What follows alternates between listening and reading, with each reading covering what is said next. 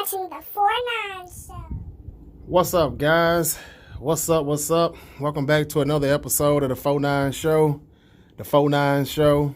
The 4-9 show. Man, this is your boy K.O.D.S. and I'm back with another episode of the 4-9 show. What I'm showing you briefly here, want to try to show you a little film on our running backs.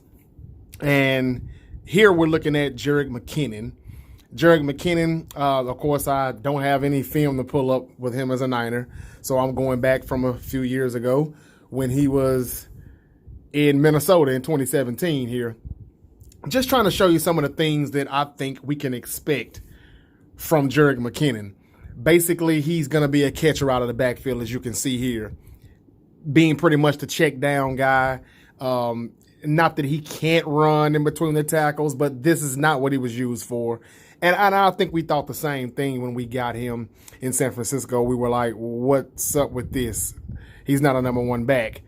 Well, this is what he does do, though. Here it is right here as you're looking at Keenum, drops back. He looks for a minute. Okay, let's check it down. He checks it down to, who else? Jerick McKinnon. Now, let's look and see what he can do. Here he is right here. He freezes the linebacker up. It's the linebacker's job to come out. He does a good job, goes inside. He has some film where he does okay with the moves. Sometimes he just kind of puts his head down and just he's not scared of contact. He will just put his head down and go right at you. But I do have a few shots where he's actually, putting a few moves on it. I think he could be a little bit more shiftier than that. I wish he was a little bit more bendy, for his size and, I just would like for him to do a little bit more. Now, here's a play right here where, let's go back. Here's Keenum. The throw, I'm not going to say it's a bad throw. McKinnon got held right there, but as you can, what I'm trying to get you to see here is McKinnon. He actually puts a move on his man and forces him to hold him, and he gets the PI. So he's very, very against a linebacker, it's a mismatch. Basically what I'm trying to say. Now, here it is right here on another play. He's wide open out here. Check down, and now it's just him and the field. Nothing but space. Now, keep in mind, Thielen and Diggs are the receivers in Minnesota. And so this helped him get a lot of this space. You're looking for those guys and the tight end and whoever else. And so you're not thinking about the running back out of the backfield, but this is what he can do when you're not thinking about him. And this is what I think Shanahan's plan was when he got him. Now, something else I want to show you. We've seen him in the space. We've seen him put moves on linebackers, put linebackers in a mismatches, and he can actually go by you and put a move on you. He got a PI call. Now, here he is again, more space, just a little bit, tried to go out. He could have went out. He came back in. This is what he does. He's pretty much a catcher. He's got good hands, though. You can see him catching the ball with his hands at all times. He's not letting it, come into his chest. He's catching the ball with his hands. I'll give him that. That's not bad for a running back. Okay. Now, here he is on another play. We can see Keenum. You see McKinnon come out of the backfield and just kind of look at the defense. 21 right there. He's looking to see what this guy's going to do on a route, and he follows him inside instead of, picking up McKinnon coming outside. And, it's a blown coverage, but this is what happens when you forget about him and you leave him open. He got a big play right there. Here's another one right here. Case McKinnon. He's throwing the screen. You'll see this a lot if you look up plays for McKinnon. If you can find anything with the Vikings, it's going to be these screens. And here he is right here. He gets this. He's gone. Matthews, good try. Clay Matthews couldn't get him. He's gone to the end zone. Good luck catching him from behind now. His 4.4 speed shows in live games. I will give him that. Not a 3-down back, but we don't need him to be a 3-down back now because we have two other backs. Here he is again. Good effort, Clay Matthews. Didn't get it. The other guy missed. As you can see right there, he's gone. He's very, very unorthodox. Look at him. He looks like some kind of an animal right there, his leg up. But he's gone into the end zone. Here he is right here on another play. He's actually not in the backfield. They've got him, they got him out like a receiver. There you go right there. Look at there. You see the linebacker knows that's his man, but look how he comes back out. He fakes the slant like he's going in. He comes back out. That looks like one of those old, I don't know, Trent Taylor type of plays. And he did it from outside. He got inside, fakes him, comes back inside. Linebacker's on skates. Check it out one more time. Here he is. Kind of a pick, but he went out. He got the spacing because of the route from the receiver. He goes in, comes back out. That's another play. Now, let's look at him right here.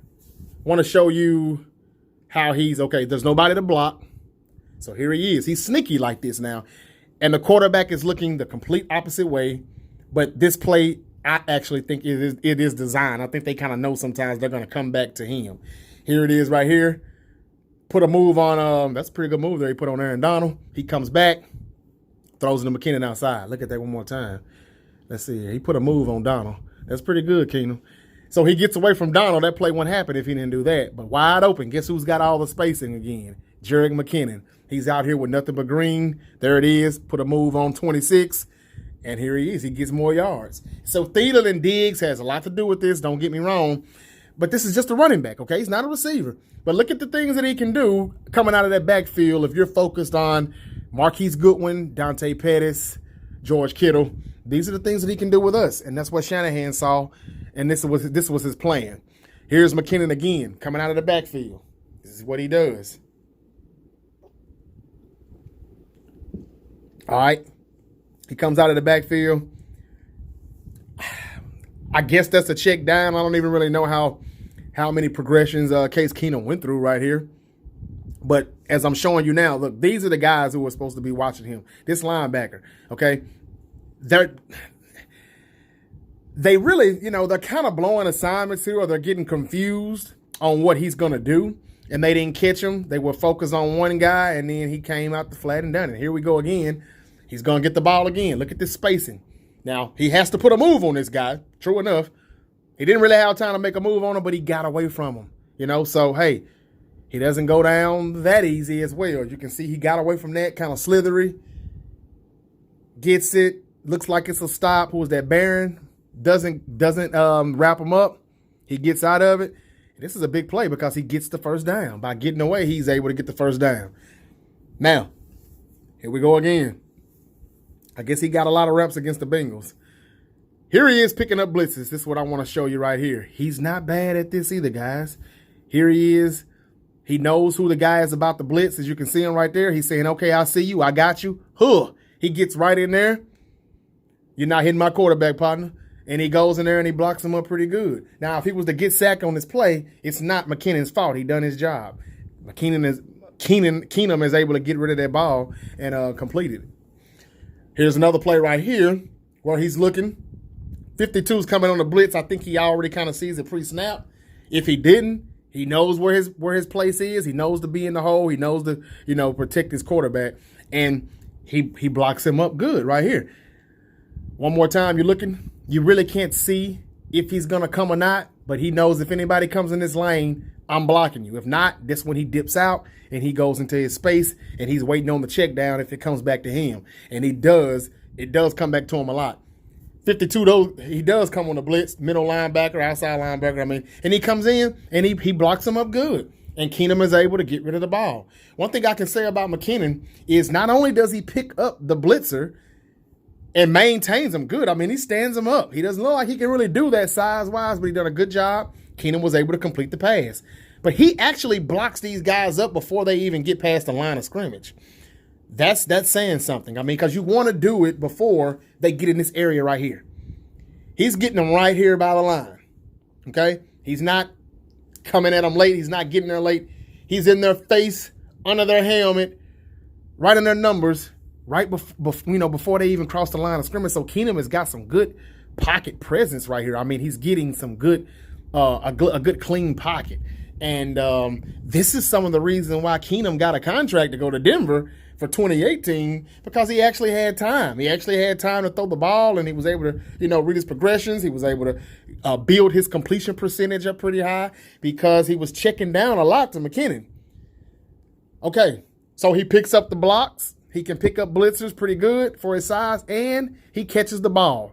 Good out of the backfield, good on screens. Now let's look at him on some of Shanahan's favorite plays. Some of these tosses, some of these sweeps that's going to kick him outside. You know, you can see Matt Brieda catch a toss like this and take it to the house, right? This is exactly what McKinnon is doing. He can do these things. Like I said, not a 3-down back, but look at here. This looks like a Shanahan design play. I mean, does it or does it not? It does. I mean, he's coming in just like Brieda. Kind of like a cheat as well. Again, another running back from Georgia Southern. And he's gone. Good luck catching him. Like I said, when you're behind him. Fuller couldn't get him. Prince Amukamara couldn't get him. Touchdown Vikings. Here's another play right here where somebody's supposed to have him in the backfield. Looks like it's going to be a wrap up, a leg tackle, ankle tackle or something. He's back there. And that's a bad job by the guard or the center right there. He got beat bad there. But the D lineman gets in, but he can't make the play. Good job by McKinnon making a miss. Here he is right here going to the right side, and this is another one of those Shanahan-type runs. You know, a zone read. He's going to the right, and he finds the creases, gets in those creases, and if he doesn't get touched, he's going to be gone. And here he is right here cutting back, still fighting for more yards.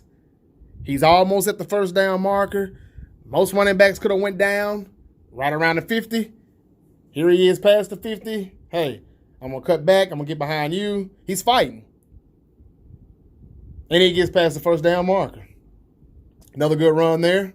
Here he is right up the middle. He didn't take any time here. I like that. No hesitation. All right, look at that again. No hesitation. He's just going to bust right up the middle. I'm gone. First down. And here's some contact. Is he going to bring him down, though? So, I've shown you that he can catch out the backfield, and he's got good hands. He actually catches the ball with his hands. I've shown you that he picks up blitzers well. And I'm showing you some of his run game. You know, it's not all of that, but look at this play right here. This guy actually made him whiff, and he cut inside. He cut back on his inside leg. I mean, usually when you make cuts like that, you have to do it on your out leg. You know, his right leg is where you would have thought he would have planted it, and now I'm gone to cut back in. But that's actually his left leg. I told you, he's very unorthodox. I don't know how he could have done this, but with the left leg, he was able to still cut left. Made him miss. He didn't get touched, I don't believe. And he goes on in. I mean, that's not easy to do. Look at that's the left leg. And he did it easily, though. It looks like some kind of animal out there or something, you know? I mean, like a cheetah, baby cheetah or something. But he's going. Here he is right here. Is he going to go right? Or is he going to cut up that hole right there? Which one do you think he's going to do? Puts a move on that boy. He cut it left, tuck it up there. He didn't break that tackle right there, but he got him by the good ankles. That's a good ankle tackle. But he got a first down right there. That's a lot of yards. Here he is right here on this play. As you can see, that's a missed tackle from that linebacker, 53. He gave him fits. And this is what I like. Contact. I told you, he's not afraid of contact. Give me some. He ready for it. He gives him something right there. He didn't go out of bounds easily. He ran right into him and said, hey, I ain't scared of you. I like that. Okay, so he'll put his head down and he will give you some contact as well. He's not afraid to, take some contact. He's physical. He put his head down and he gets physical. I would like to see him make a few more moves, but he has some moves. Here he is right here. This is a good block. Very good blocking right here. This is pretty easy for him. Cuts back just a little taste, goes up the middle. And now, he's surrounded by yellow. What does he do, when he's got all these defenders around him? Well, he just kind of keeps going up straight, puts his head down straight up, and he's ready for the tackle. But wraps the ball up nice, covers it up. And this guy does not fumble the ball. I think he's got like 3 fumbles his entire career. And I don't even think that all 3 of them were lost fumbles. He secures the ball. He blocks. He picks up the blitzer. Catches the ball well out the backfield, good on screens, good on tosses. He can run good. He finds the hole pretty good, though. He's got good vision for somebody who doesn't start. who didn't get a lot of carries, or he splitted carries with Latavius Murray in Minnesota for those years, but he actually does have pretty good vision on where to go. Look at that right there. Feet still moving. And he was able to, I'm going out, and I'm going to dash back in, and he dips back in right here. Now, watch him go in here. He's going to take this angle. Everybody's going to block their man up. Diggs, do your job. He goes in right there. It doesn't look like a big play, but it could have been a loss, if he doesn't make the right read. So he's not bad. He's not a bad back. A lot of people really was ready to see him.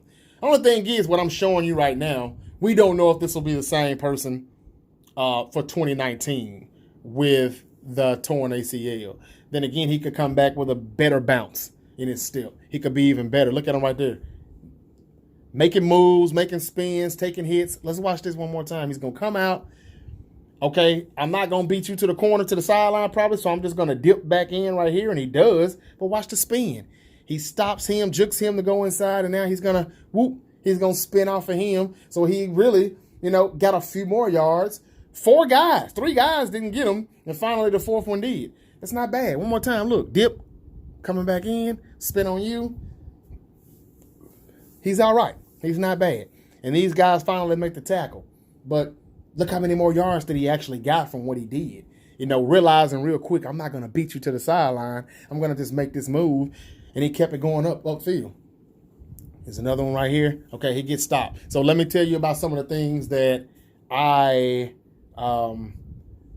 don't necessarily like about Jerick McKinnon. And it's not much, and it's not bad. Here he is. You see him right here. He gets the toss. And he's kind of stutter stepping a little bit, and it's like, why are you stutter stepping? Okay. So what I wanted to tell you again, what I want to show you is some of the things that you may want to kind of worry about just a little bit. And it's pretty much him going down. I don't know. He's kind of weird. He goes down right here off an arm tackle.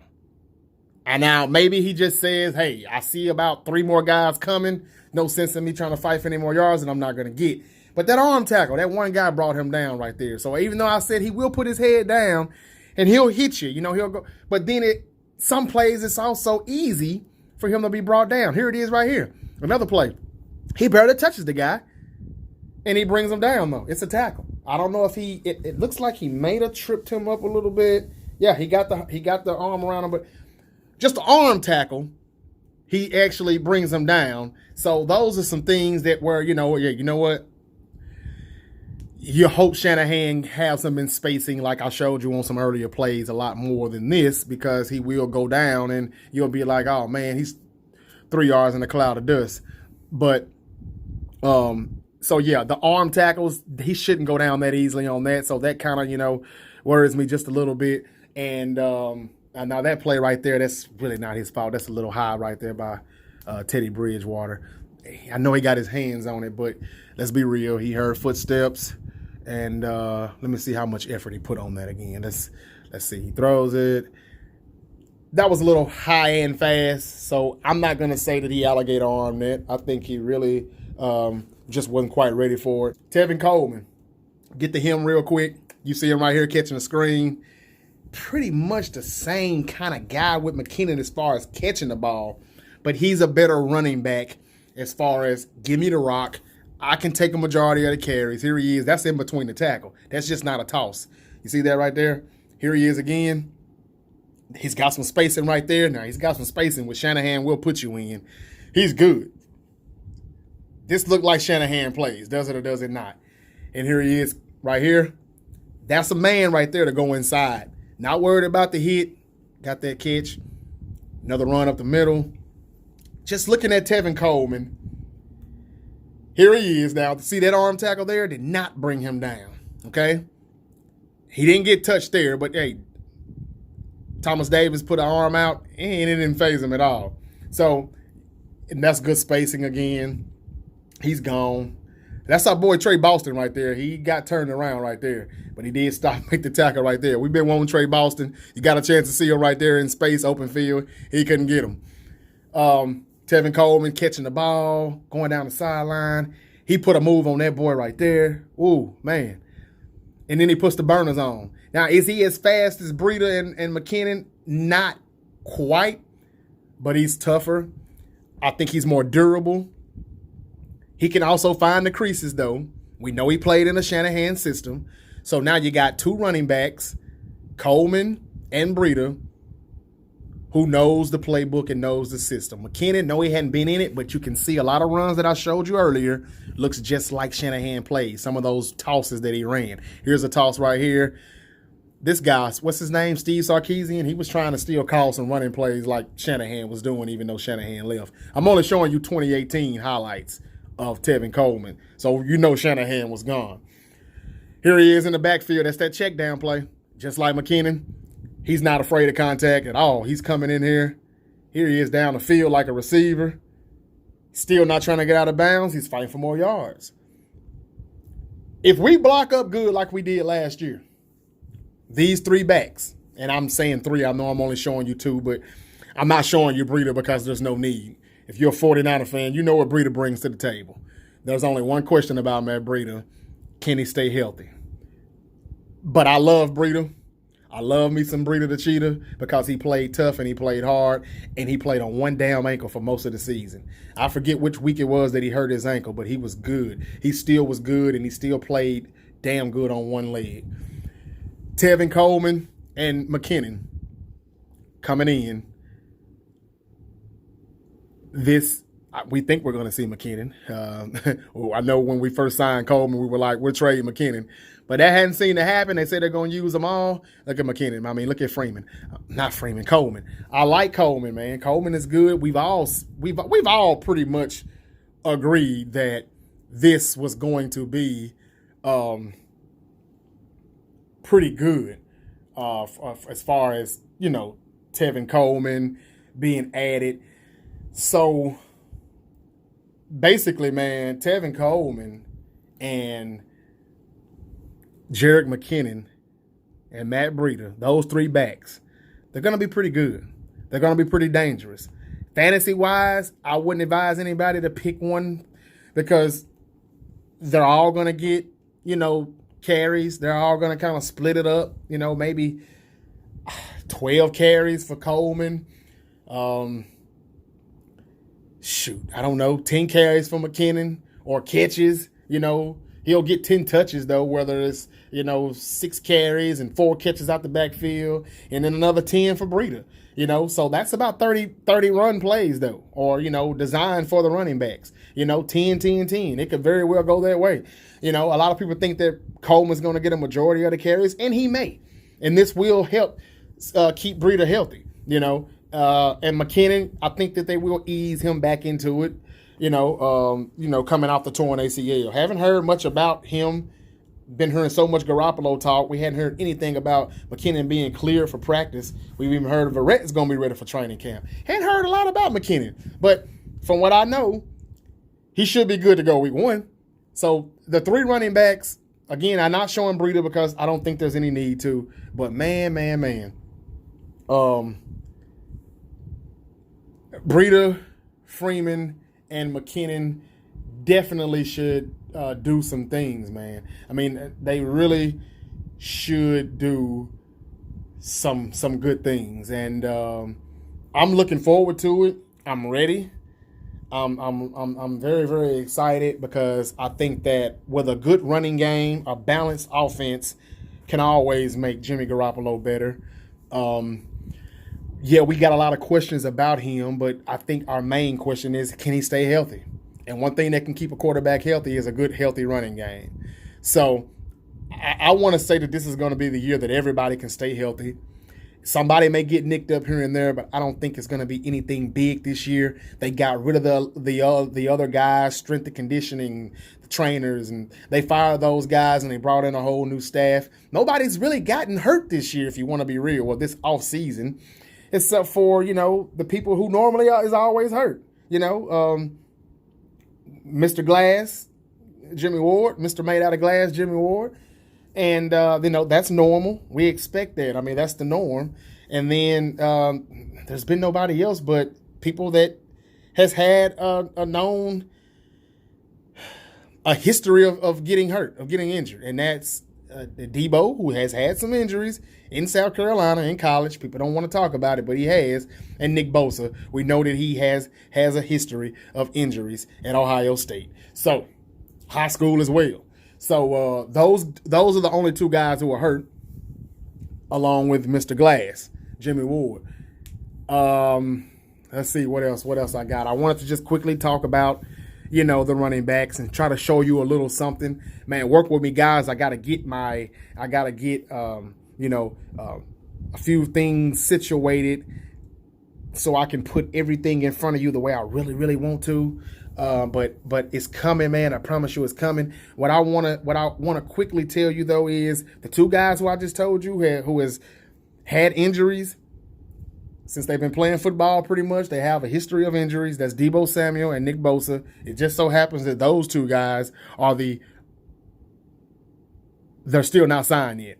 They're two out of the four, I think, rookies that have not been signed yet. Everybody but about four rookies have been signed in the with their teams.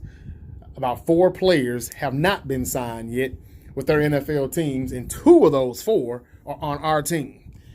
Nick Bosa and Deebo Samuel. That's crazy, man. I said this months ago on one of my videos. I said, I think it might have been my first or second episode of the 49 show. I said, man, look, I will not be surprised if Nick Bosa is not signed, going into training camp. I reminded you that his brother, Joey Bosa, did not start until week 4. So, hey, CAA Sports, or the guys who are representing Mr. Bosa and Mr. Samuel, and neither one of them are signed. The language has been one of the key things that they say is the reason for these guys not being signed yet. So, hey, look, whatever it takes as fans, we want to just see it get done, because we don't want either one of these guys to miss any time in training camp. Now, I will admit that Debo needs to be in camp immediately, because he can lose the most. He has the most to lose if he's not in there getting a rapport, with his quarterback, Jimmy Garoppolo. If he's behind, then that's going to kind of push him back, as far as could he be a starter week 1. Nick Bosa, on the other hand, he does need to have his ass in there. But with that being said, when you get drafted at number 2 and you couldn't get to the quarterback the previous year, the starting spot's still going to be there for you. If he don't show up till week 4, week 5, they're still going to have him, hey, man, you're starting Sunday.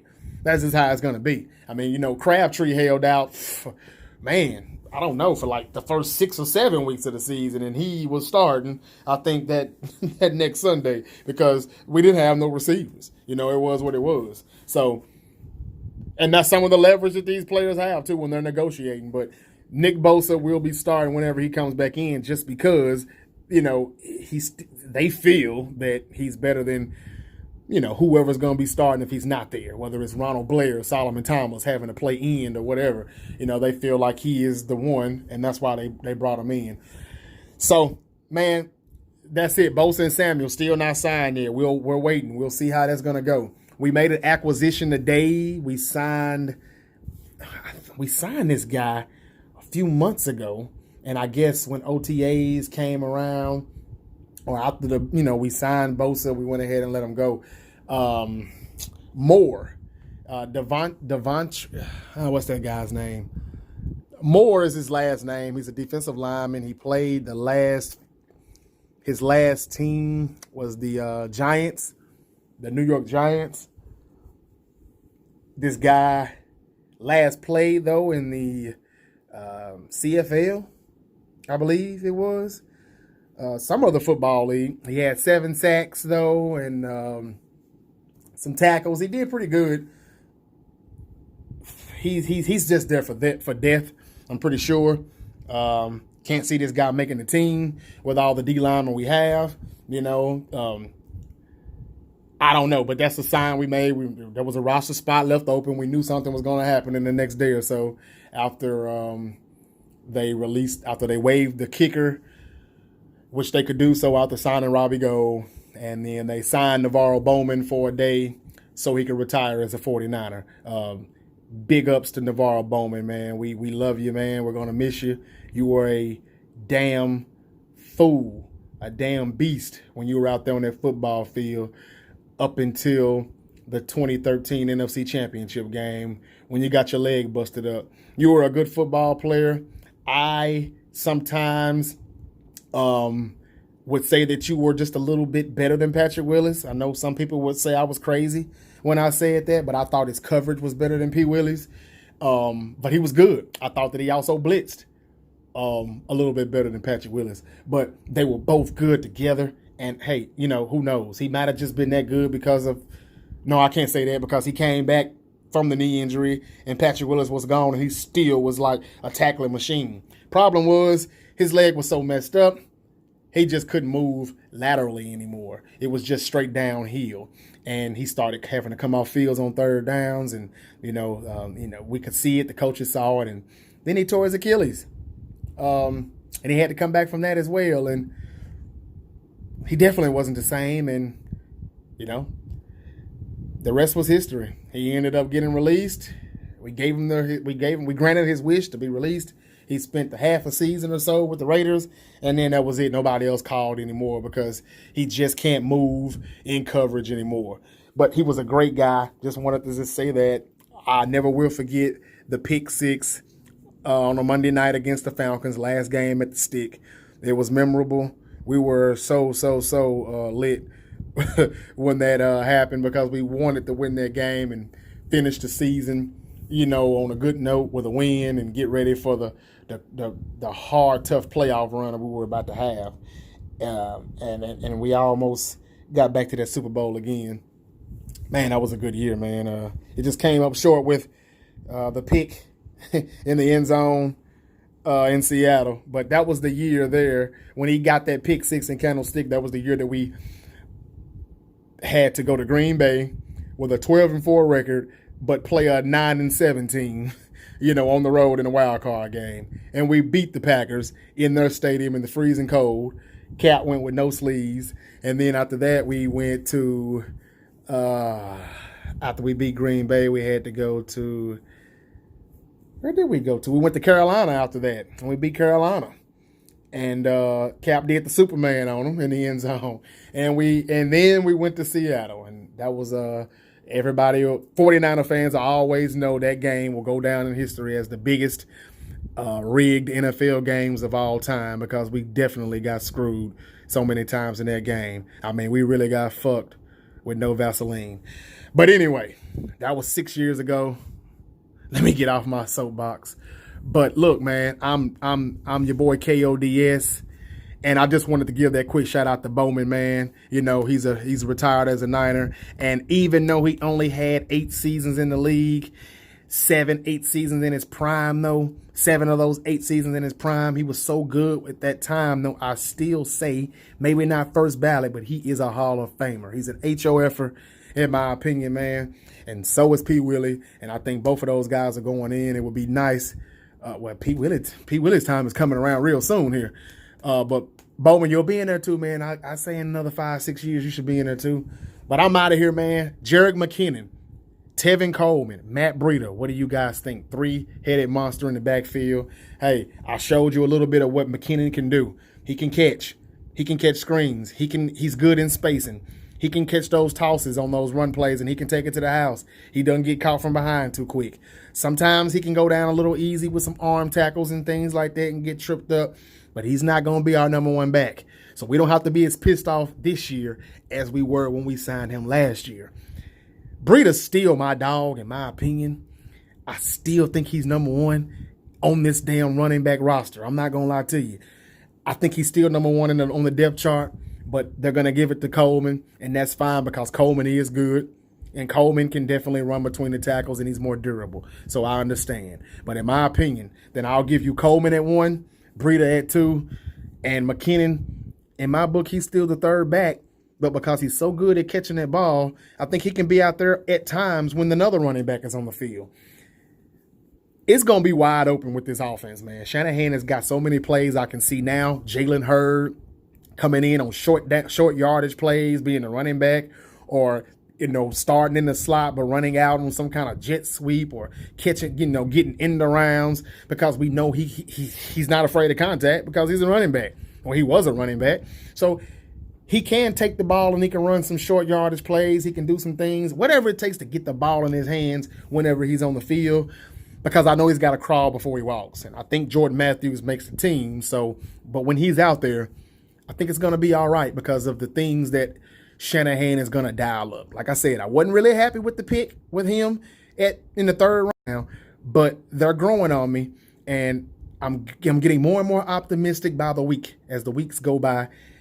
And guys, this Sunday is the last Sunday of 2019 with no football. This will be the last Sunday of 2019 with no football. So, hey, let's get ready. Football, the NFL season is coming. We go to camp in 2 days. That's on Friday, July 26th. We will be reporting the training camp. Will Bosa or Debo be signed, or both of them, or neither one of them? I don't know. I'll be back during a couple days to talk about it. First day of camp, second day of camp, I'll be back with another episode to give you my take on what happened, or to find out what happened. As soon as I find out, I'll be sharing the info with you all. Man, if I had a ticket for the first open practice, I'd be there if I was out there. Anybody that is going to be out there, after I make my video, man, comment. Let me know what you thought. Let me know what you saw. And, tell me, share the information with us so I can know, so we can talk about it. But, man, I'm gone. This is it. I've been too long already. But, again, I'm going to come back with another episode, and I'm going to show you some film on who am I going to do next. Who am I going to do next? I knew what I was going to do, and now I'm forgetting already, man. It's been a long day, but I'm coming back with some more film, and I'm going to show you some things. And I got to talk about the secondary and the safety competition in training camp once it hits. So we got a lot to talk about, man. We about to get locked and loaded. Football season is almost here, baby. All right? So this is your boy again, K.O.D.S., and you've been watching another episode of the 4-9 Show. Be sure to subscribe and keep watching the 4-9